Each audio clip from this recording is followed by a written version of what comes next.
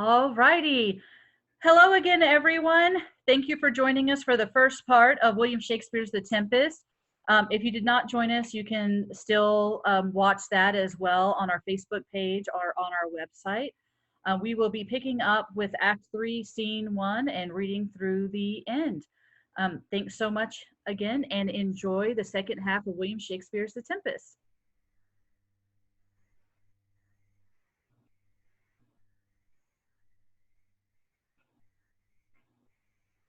Act 3, Scene 1, before Prospero's cell.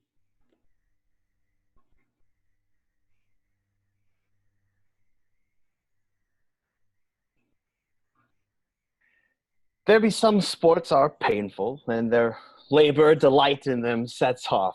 Some kinds of baseness are nobly undergone, and most poor matters point to rich ends. This my mean task would be as heavy to me as odious, but the mistress which I serve quickens what's dead, and makes my labors pleasures. Oh, she is 10 times more gentle than her father's crabbed, and he's composed of harshness. I must remove some 1,000 of these logs and pile them up upon a sore injunction. My sweet mistress weeps when she sees me work, and says, such baseness had never like executor. I forget, but these sweet thoughts do even refresh my labors, most busy lest when I do it. Alas, now pray you, work not so hard. I would the lightning had burnt up those logs you are enjoined to pile. Pray set it down and rest you. When this burns, 'twill weep for having wearied you. My father is hard at study. Pray now rest yourself, he's safe for these 3 hours. Oh, most dear mistress, the sun will set before I shall discharge what I must strive to do. If you'll sit down, I'll bear your logs the while. Pray give me that, I'll carry it to the pile. No, precious creature, I'd rather crack my sinews, break my back, than you should such dishonor undergo while I sit lazily by. It would become me as well as it does you, and I should do it with much more ease, for my goodwill is to it, and yours it is against. Poor worm, thou art infected. This visitation shows it. You look wearily. No, noble mistress, 'tis fresh morning with me when you are by at night. I do beseech you, chiefly that I may set it in my prayers. What is your name? Miranda. Oh, my father, I broke your hest to say so. Admired Miranda. Indeed, the top of admiration, worth what's dearest to the world. Full many a lady I have eyed with best regard, and many a time the harmony of their tongues hath into bondage brought my too diligent ear. For several virtues I have liked several women, never any with so fun a soul, but some defect in her did quarrel with the noblest grace she owed, and put it to the foil. But you, oh you, so perfect and so peerless, are created of every creature's best. I do not know one of my sex, no woman's face remember, save from glass mine own. Nor have I seen more that I may call men than you, good friend, and my dear father. How features are abroad I am skilless of. But by my modesty, the jewel in my dower, I would not wish any companion in the world but you. Nor can imagination form a shape besides yourself to like of. But I prattle something too wildly in my father's precepts, I therein do forget. I am in my condition a prince, Miranda. I do think a king, I would not so, and would no more endure this wooden slavery than to suffer the flesh fly blow my mouth. Hear my soul speak. The very instant that I saw you, did my heart fly to your surface. There resides to make me slave to it, and for your sake I am this patient logman. Do you love me? O heaven, O earth, bear witness to this sound, and crown what I profess with kind event if I speak true. If hollowly invert what best is boded me to mischief, I, beyond all limit of what else in the world, do love, prize, honor you. I am a fool to weep at what I am glad of. Fair encounter of two most rare affections. Heaven rain grace on that which breathes between them. Wherefore weep you? At mine unworthiness that dare not offer what I desire to give, and much less take what I shall die to want. But this is trifling, and all the more it seeks to hide itself, the bigger bulk it shows. Hence, bashful cunning, and prompt me plain and holy innocence. I am your wife, if you will marry me. If not, I'll die your maid.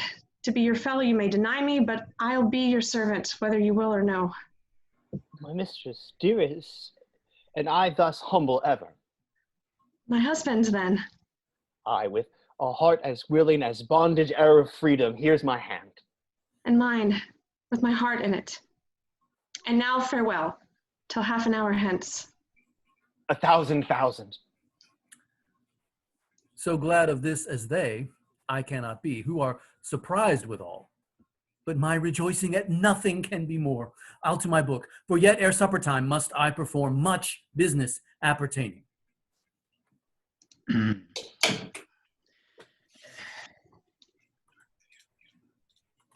Tell not me when the butter's out, we will drink water, not a drop before.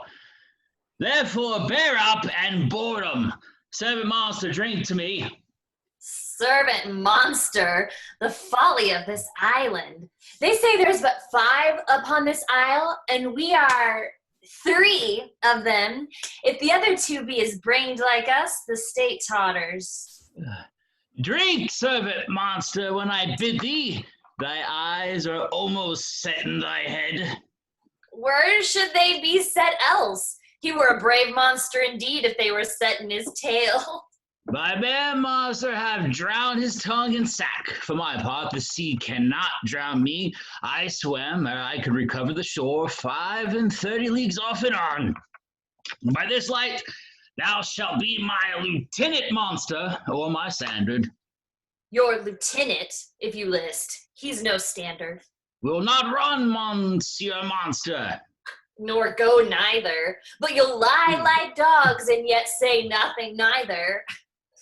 Mooncalf, speak once in thy life, and thou beest a good mooncalf.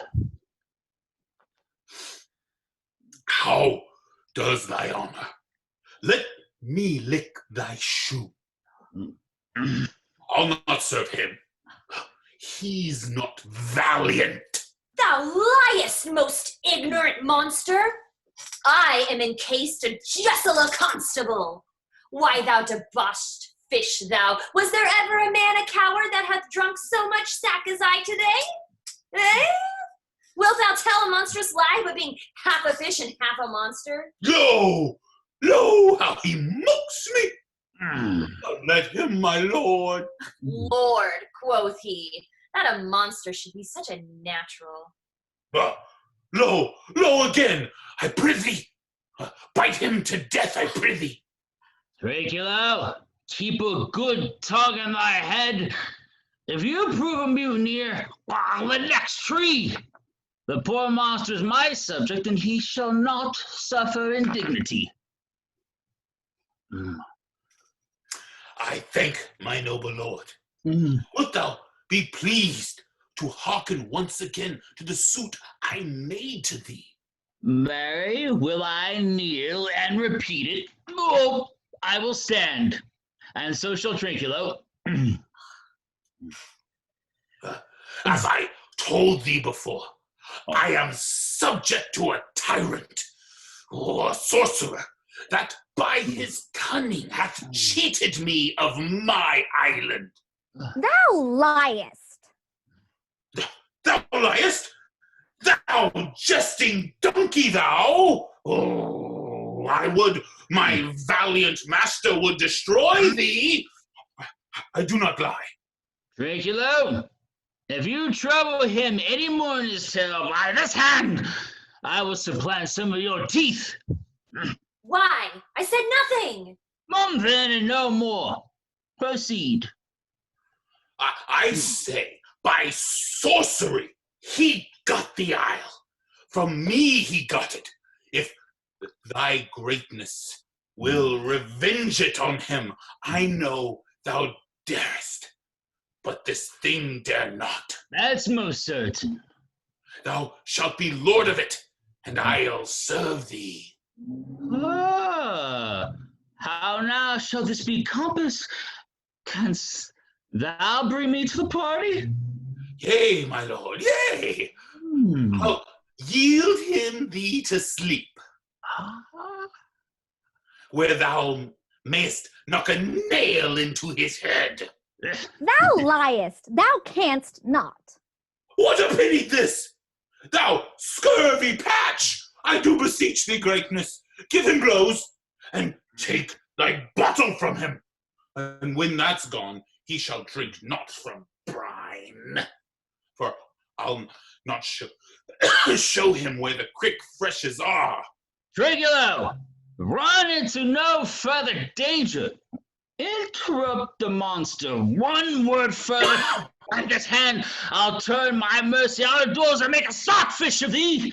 Why? What did I? I did nothing. I'll go further off. This I'll not say he lied.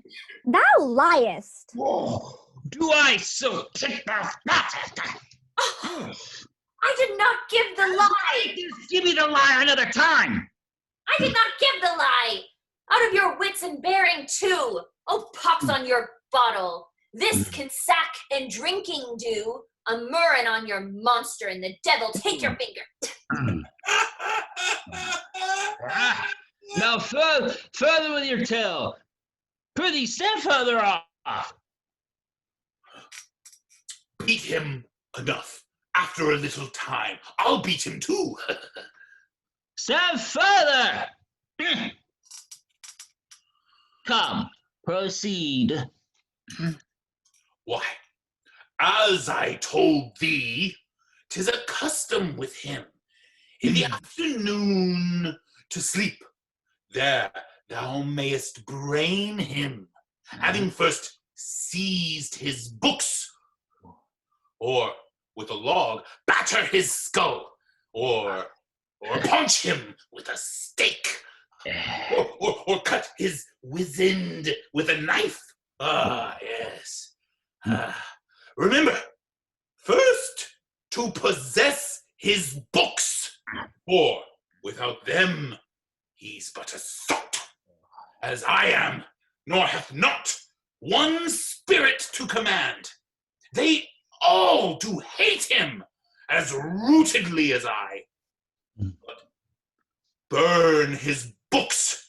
He has brave utensils, for so he calls them, which when he has a house he'll deck withal.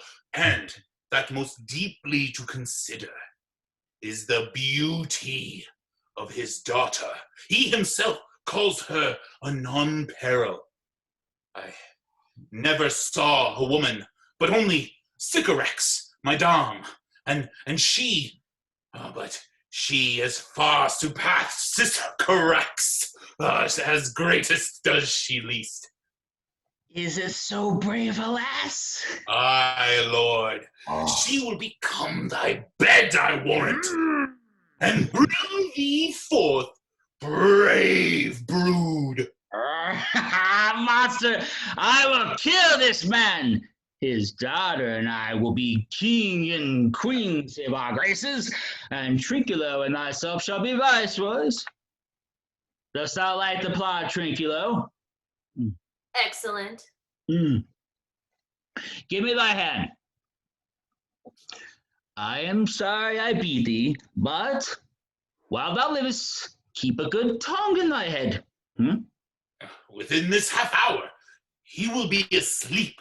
Wilt thou destroy him then? Aye, on my honor. This will I tell my master. Thou makest me merry. I am full of pleasure. Let us be joined. Will you, troll, catch? You taught me, but will err? At thy request, master, I will do reason, any reason. Come on, Trinculo, let us sing. Without 'em and scout 'em and scout 'em and flout 'em, thought is free. That is not the tune. What is this same? This is the tune of our catch played by the picture of nobody. If thou beest a man, show thyself in thy likeness. If thou beest the devil, take it as thou list. Oh, forgive me my sins. He that dies pays all debts. I defy thee mercy upon us. Art thou afeard? No, master, not I. Be not afeard. The isle is full of noises, sounds, and sweet airs that give delight and hurt not. Sometimes 1,000 twangling instruments will hum about mine ears, and sometimes voices that, if I had waked after long sleep, will make me sleep again. And then, in dreaming, the clouds methought would open and show riches ready to drop upon me, that when I waked, cried to dream again. Ah, this will prove a brave kingdom to me, where I shall have my music for nothing. When Prospero is destroyed. Thou shalt be by and by. I remember the story. The sound is going away. Let's follow it and after do our work. Lead, monster. We'll follow. I would I could see this taborer. He lays it on. Wilt come? I'll follow Stephano. Ugh.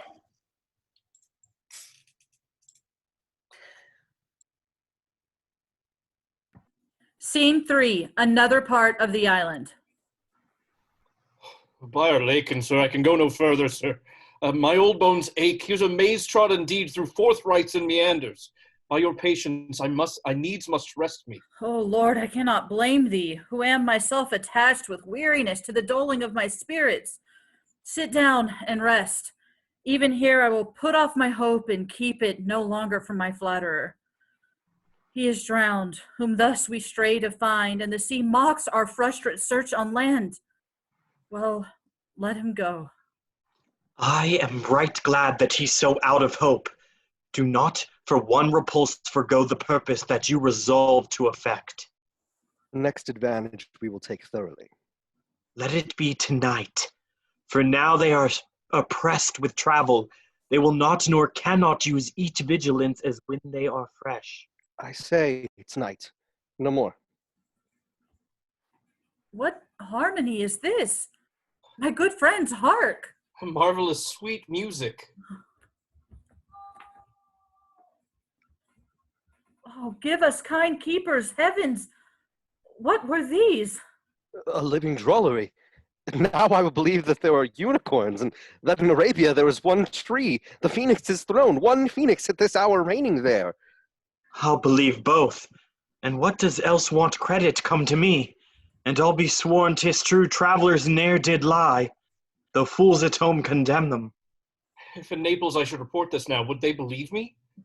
If I should say I saw such islanders, for certes, these are people of the island, who, though they are of a monstrous shape, yet note their manners are more gentle kind than of our human generation, you shall find many, nay, almost any. Honest Lord, thou hast said well.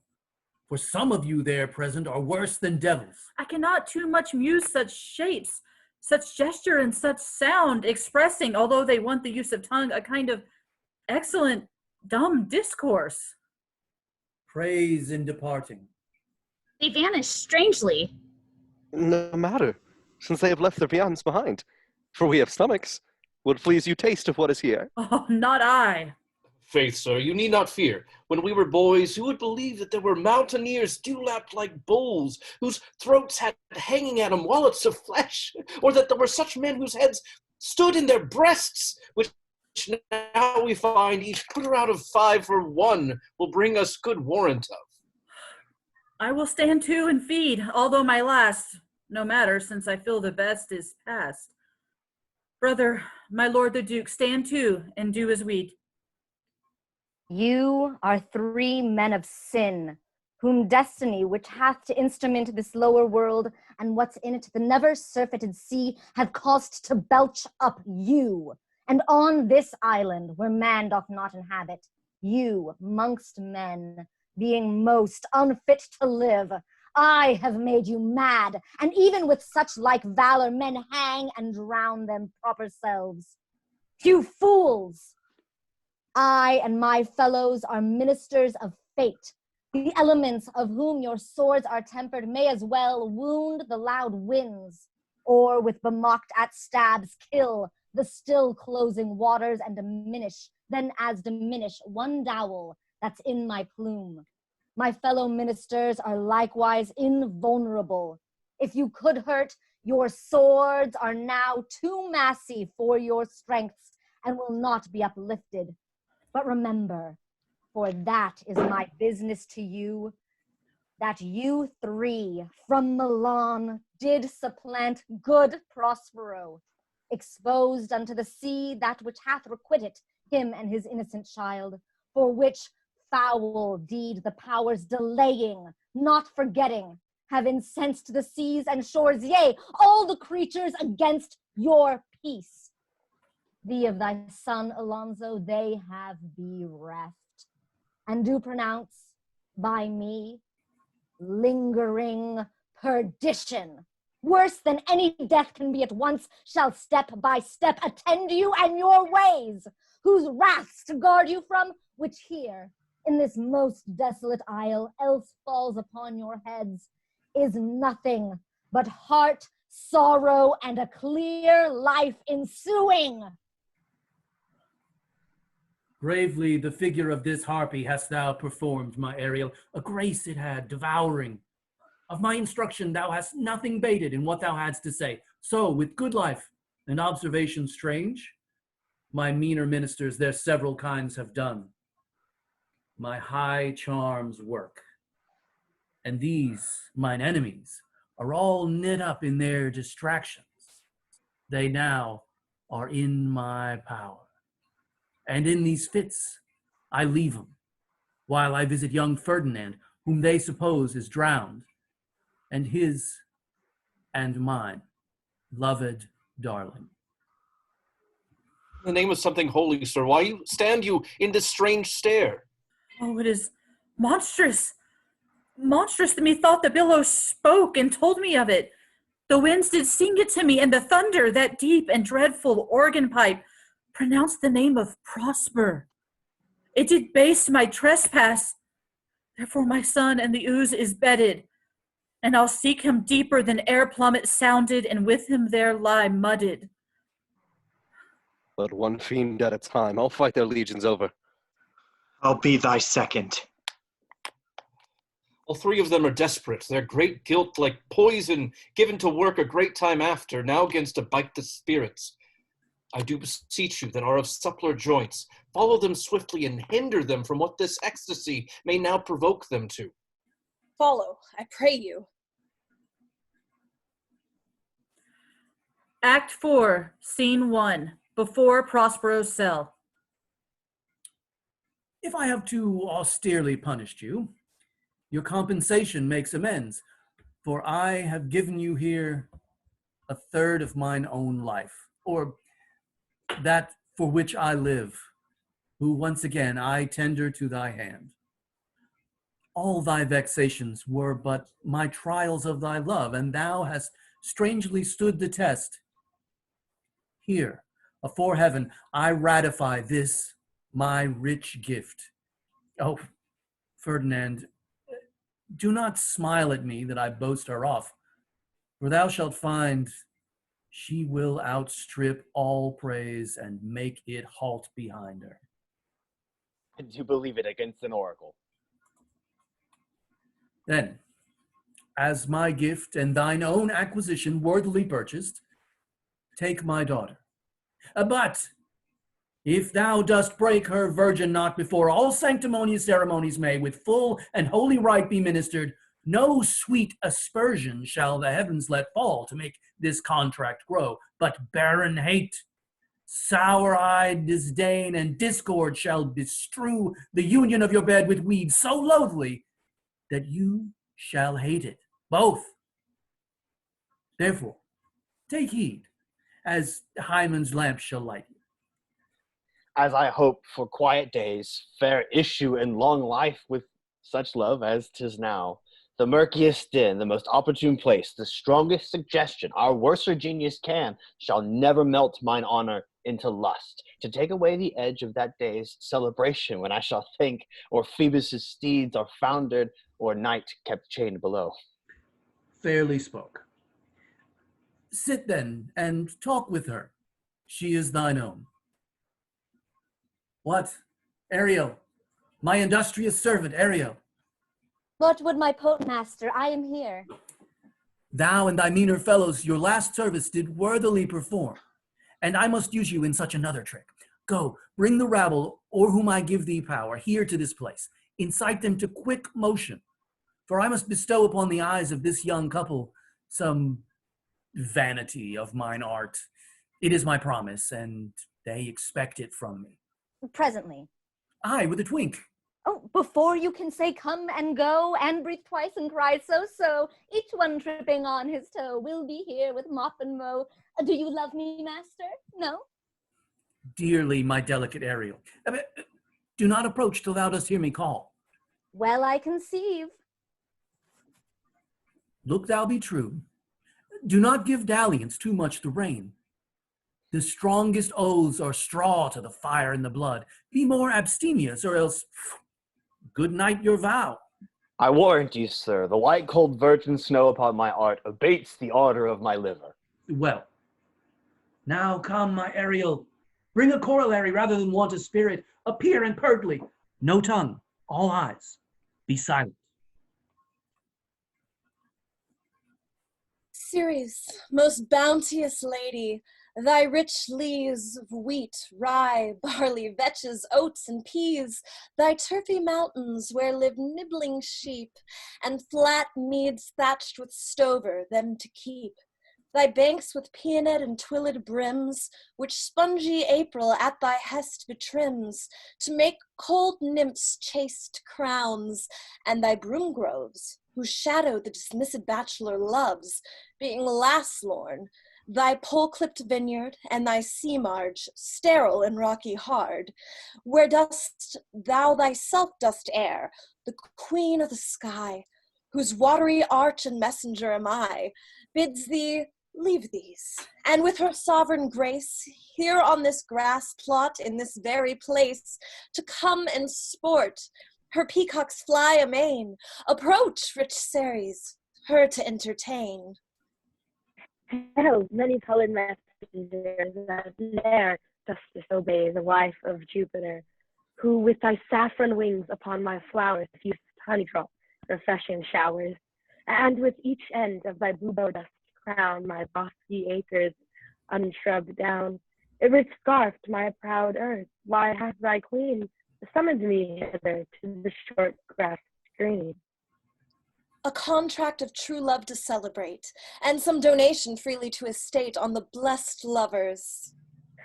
Tell me, heavenly bow, if Venus or her son, as thou dost know, do now attend the queen, since they did plot the means that dusky dis my daughters got, and her blind boy's scandaled company I have forsworn. Oh, of her society be not afraid. I met her deity, cutting the clouds towards Paphos and her son, dove-drawn with her. Here thought they to have done some wanton charm upon this man and maid, whose vows are that no bed right shall be paid till Hymen's torch be lighted. But vain, Mars' hot minion is returned again. Her waspish-headed son has broke his arrows, swears he will shoot no more but play with sparrows and be a boy right out. Highest queen of state, great Juno comes, I know her by her date. How does my bounteous sister? Go with me to bless this twain, that they may prosperous be and honored in their issue. Honor, riches, marriage, blessing, long continuous and increasing, hourly joys be still upon you. Juno sings her blessings upon you. Earth's increase, poisons plenty, barns and garners ne'er empty, vines and clustering bunches growing, plants with goodly burdens flowing. A thing will come to you at thy farthest in the very end of harvest. Scarcity and want shall shun you, Ceres' blessing so is on you. This is a most majestic vision and harmoniously charming. May I be told to thank these spirits? Spirits, which by mine art I have from their confines called to enact my present fancies. Let me live here ever, so rare a wondered father and a wife make this place paradise. Sweet, now silence. Juno and Ceres whisper seriously. There's something else to do. Hush and be mute, or else our spell is marred. You nymphs, called naiads of the windering brooks, with your sedged crowns and ever harmless looks, leave your crisp channels and on this green land answer your summons, Juno does command.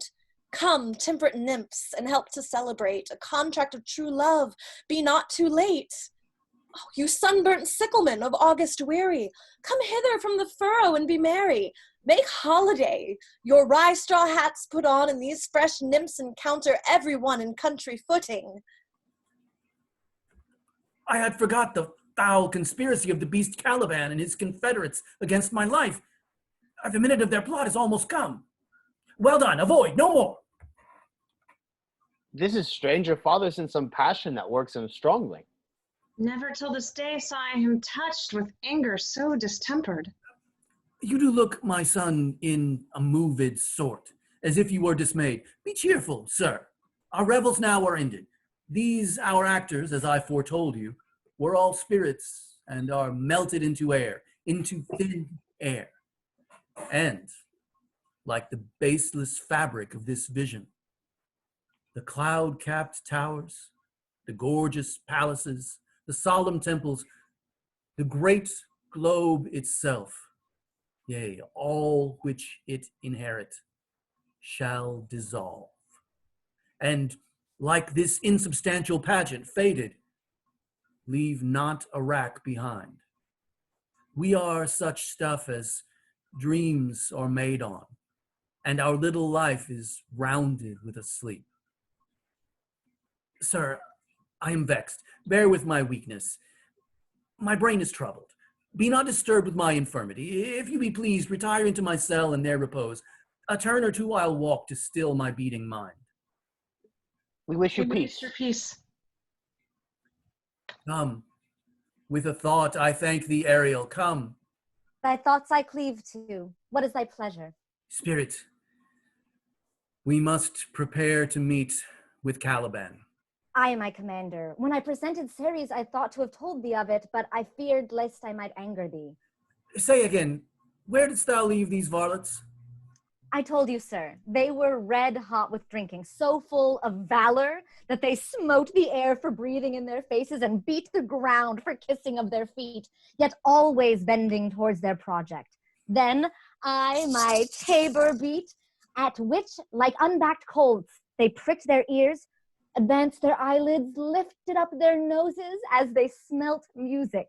So I charmed their ears that calf-like they my lowing followed through toothed briars, sharp furzies, prickling goss and thorns which entered their frail shins, and at last I left them in the filthy mantled pool beyond your cell, there, dancing up to their chins, that the foul lake overstunk their feet.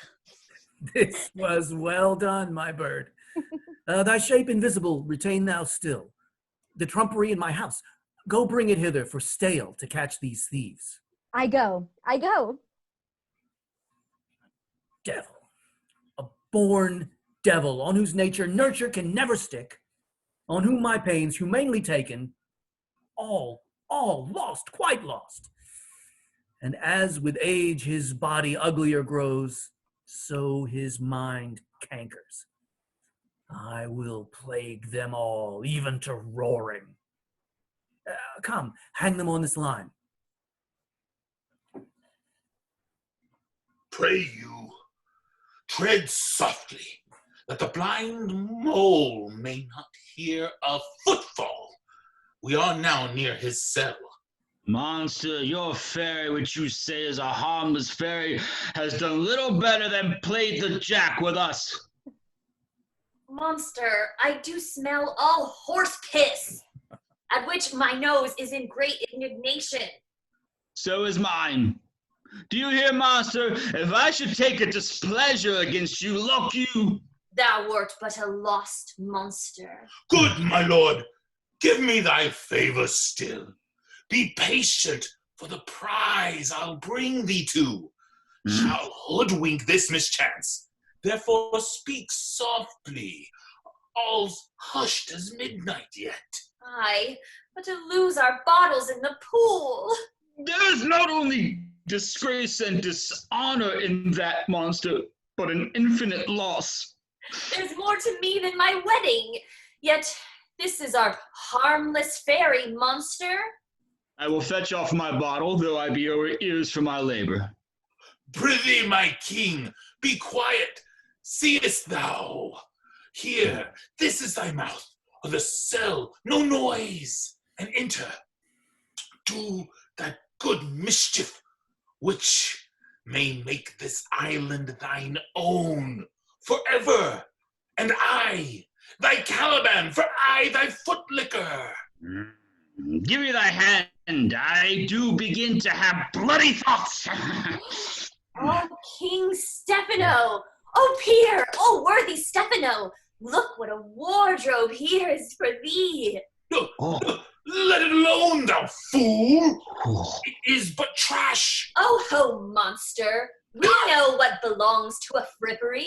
Oh, King Stephano! Put off that gown, Trinculo. By this hand, I will have that gown. Ooh. Thy grace shall have it. The dropsy, drown this fool! I do you mean to dote us on such luggage? Let alone, and do the murder first. If he awake, from toe to crown, he'll fill our skin with pinches and make us strange stuff. Be you quiet, monster. Mistress Lion, is not this my jerkin? Now is the jerkin under the line. Now, jerkin, you are like to lose your hair and prove a ball, jerkin. Do. We steal by line and level, ain't your grace? I thank thee for that jest. Here's a garment for it, which shall not go unrewarded while I am king of this country. Steal by line and level is an excellent passipate. There's another garment for it. Monster, come, put some lime upon your fingers and away with the rest. I will have none on it. We shall lose our time, and all be turned to barnacles, or to apes. Brows most villainous low. Monster, lay to your fingers. Help to bear this away with my hog's meat of wine is, or I'll turn you out of my kingdom. Go to. Carry this. And this. Hey, Mountain, hey! There he goes, Silver! Fury, there, tyrant, there! Hark! Go charge my goblins that they grind their joints with dry convulsions, shorten up their sinews with aged cramps, and more pinch-spotted make them than pard or cat o' mountain. Hark, they roar. Let them be hunted soundly. At this hour lie at my mercy all mine enemies. Shortly shall all my labors end, and thou shalt have the air at freedom. For a little, follow, and do me service.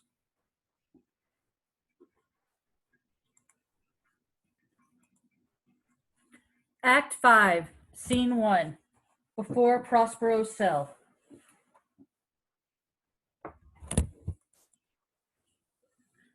Now does my project gather to a head.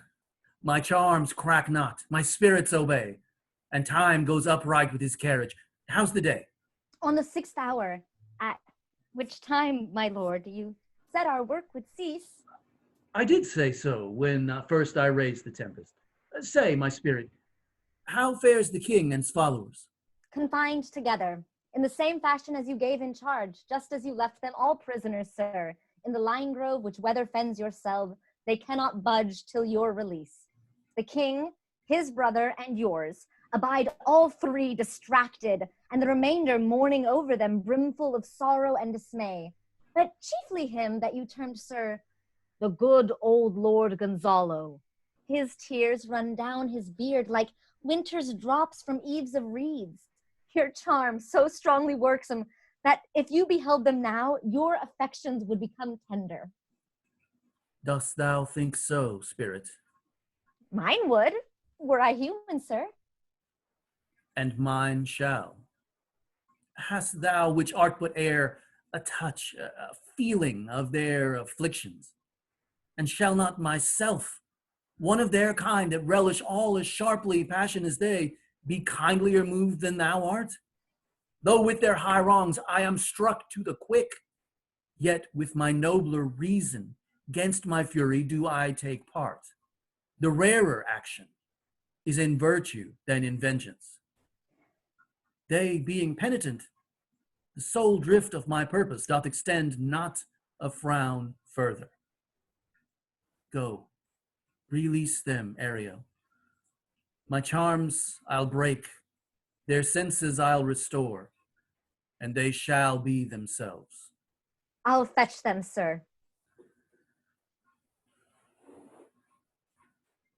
Ye elves of hills, brooks, standing lakes and groves, and ye that on the sands with printless foot do chase the ebbing Neptune and do fly him when he comes back.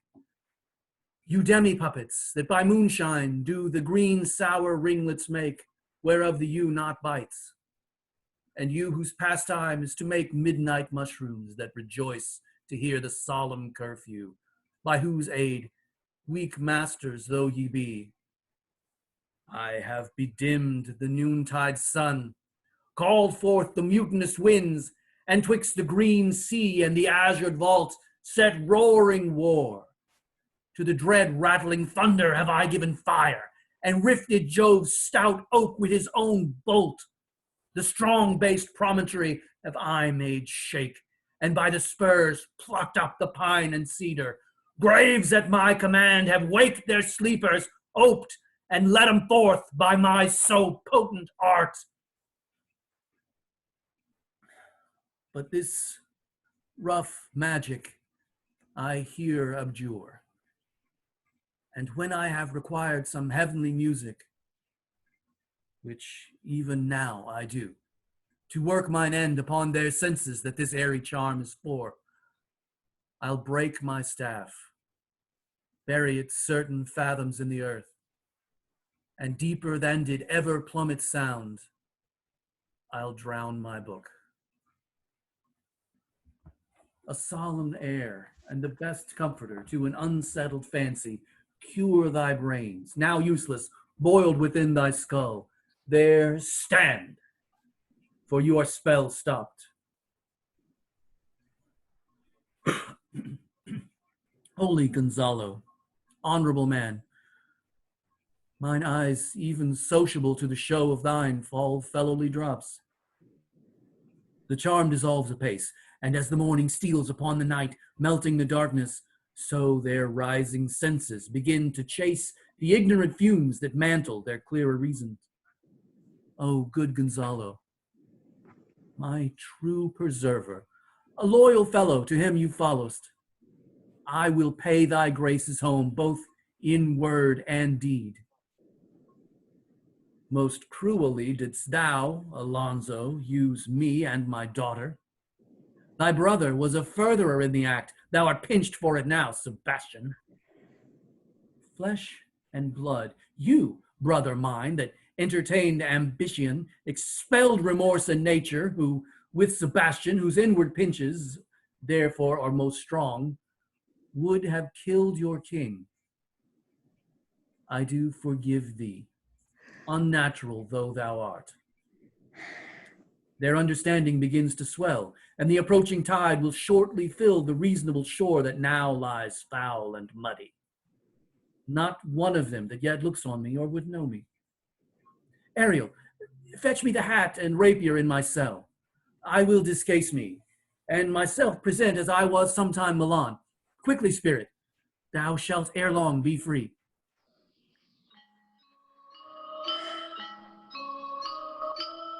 Where the bees suck, there suck I. In the cowslip bell I fly, there to couch when owls do cry. On the bat's back do I fly, after summer merrily, merrily, merrily will I live now. Under the blossom that hangs on the bough. Why, that's my dainty Ariel. I shall miss thee, but yet thou shalt have freedom. So, to the king's ship, invisible as thou art, there shalt thou find the mariners asleep under the hatches. The master and the boatswain being awake, enforce them to this place. And presently, I prithee. I drink the air before me and return, or else your pulse beat twice.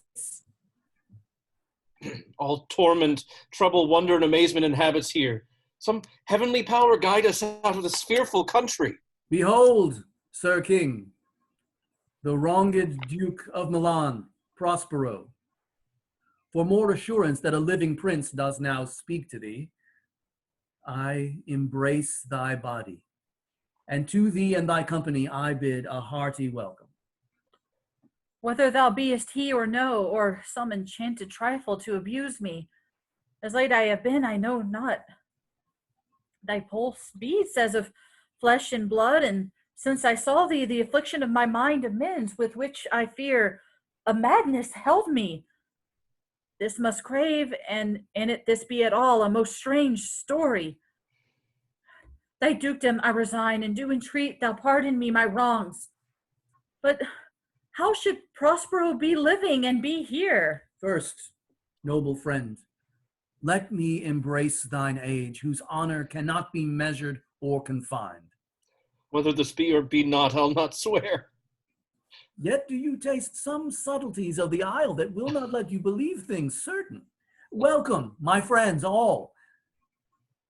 But you, my brace of lords, were I so minded, I could here pluck his highness frown upon you and justify you traitors. At this time, I will tell no tales.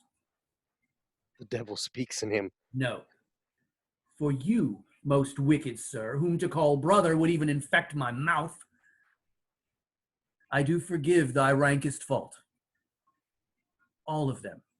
And do require my dukedom of thee, which perforce I know thou must restore. If thou beest Prospero, give us particulars of thy preservation, how thou hast met us here, who 3 hours since were wrecked upon this shore where I have lost. How sharp the point of this remembrance is, my dear son Ferdinand. I am woe for it, sir. Irreparable is the loss, and patient says this is past her cure. I rather think you have not sought her help, of whose soft grace for the like loss I have her sovereign aid, and rest myself content. You the like loss. As great to me, as late, and supportable to make the dear loss, have I means much weaker than you may call to comfort you, for I have lost my daughter. A daughter? Oh, heavens, that they were both living in Naples, the king and queen there, that they were. I wish myself were mudded in that oozy bed where my son lies. When did you lose your daughter? In this last tempest. I perceive these lords at this encounter do so much admire that they devour their reason, and scarce think their eyes do offices of truth. Their words are natural breath. But howsoever you have been jostled from your senses, know for certain that I am Prospero, and that very Duke which was thrust forth of Milan, who most strangely upon this shore, where you were wrecked, was landed to be lord on it. No more yet of this, for 'tis a chronicle of day by day, not a relation for a breakfast, nor befitting this first meeting. Welcome, sir. This sells my court. Here have I few attendants, and subjects none abroad. Pray you, look in. My dukedom, since you have given me again, I will requite you with as good a thing. At least bring forth a wonder, to content ye as much as me, my dukedom.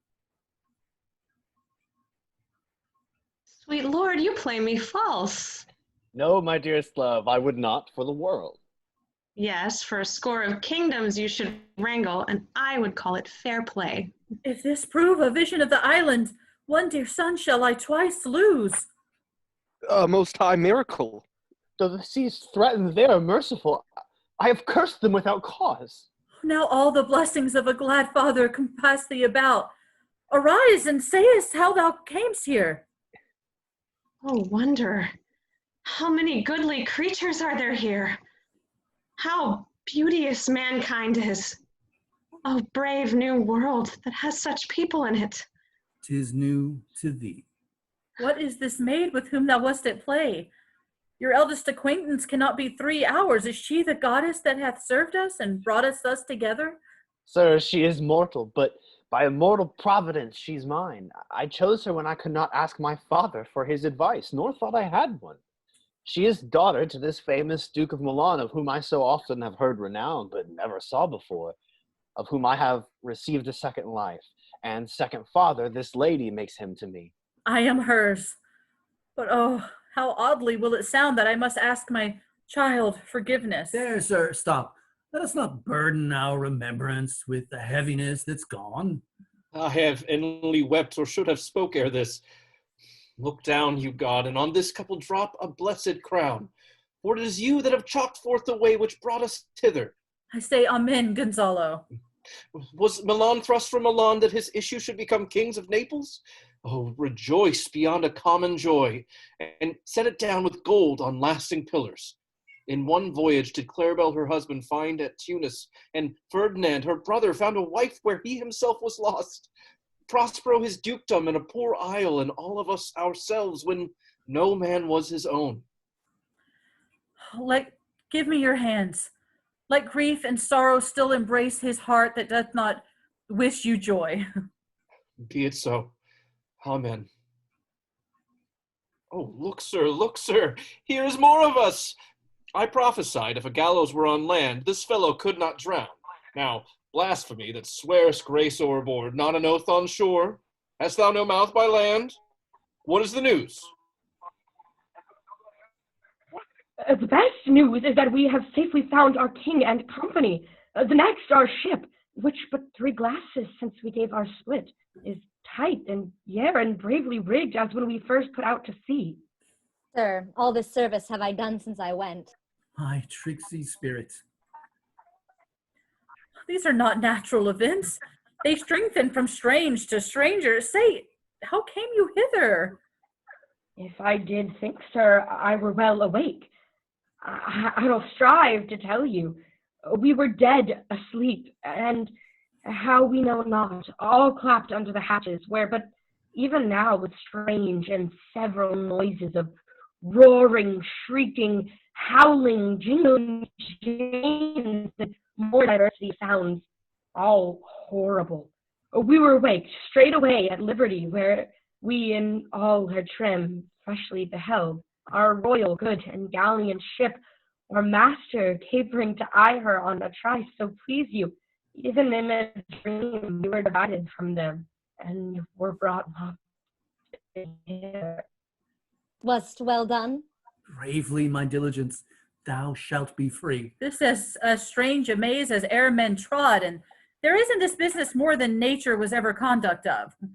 Some oracle must rectify our knowledge. Sir, my liege, do not infest your mind with beating on the strangeness of this business. At picked leisure, which shall be shortly, single I'll resolve you, which to you shall seem probable, of every these happened accidents. Till when, be cheerful, and think of each thing well. Come hither, spirit. Set Caliban and his companions free. Untie the spell. How fares my gracious sir? There are yet missing some of your company, some few odd lads that you remember not.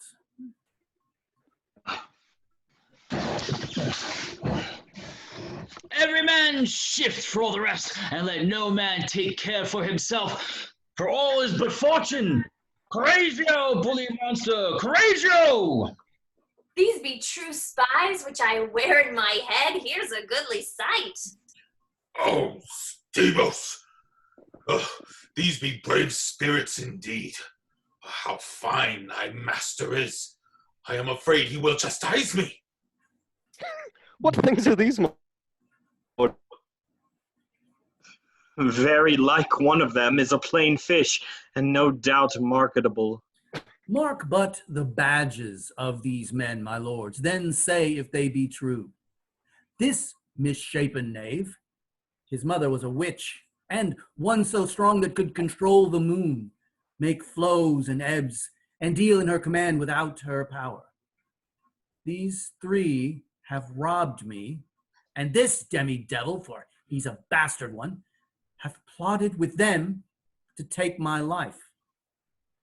Two of these fellows you must know and own. This thing of darkness, I acknowledge mine. I shall be pinched to death. Is not this Stephano, my drunken butler? He is drunk now. Where had he wine? And Trinculo is reeling ripe. Where should they find this grand liquor that hath gilded them? How camest thou in this pickle? I have been in such a pickle since I saw you last. I fear me will never out my bones. I shall not fear fly blowing. Oh no. Oh, touch me not. I'm not Stephano, but a cramp. You'd be king of the Isles, Sirrah? I should have been a sore one then. This is a strange thing as ere I looked on. He is as disproportioned in his manners as in his shape. Go, Sirrah, to my cell. Take with you your companions. As you look to have my pardon, trim it handsomely. Aye, that I will. And I'll be wise hereafter, and seek for grace, which thrice double ass was I to take this drunkard for a god and worship this dull fool. Go to, away. Hence, and bestow your luggage where you found it. Or stole it, rather. Sir, I invite your highness and your train to my poor cell, where you shall take your rest for this one night, which part of it I'll waste with such discourse as, I not doubt, shall make it go quick away. The story of my life, and the particular accidents gone by since I came to this isle. And in the morn, I'll bring you to your ship, and so to Naples, where I have hope to see the nuptial of these our dear beloved solemnized, and thence retire me to my Milan, where every third thought shall be my grave. I long to hear the story of your life, which must take the ear strangely. I'll deliver all, and promise you calm seas, auspicious gales, and sails so expeditious that shall catch your royal fleet far off. My Ariel, chick, that is thy charge. Then, to the elements, be free, and fare thou well. Please you, draw near. Now my charms are all o'erthrown, and what strength I have's mine own, which is most faint. Now, 'tis true, I must be here confined by you, or sent to Naples.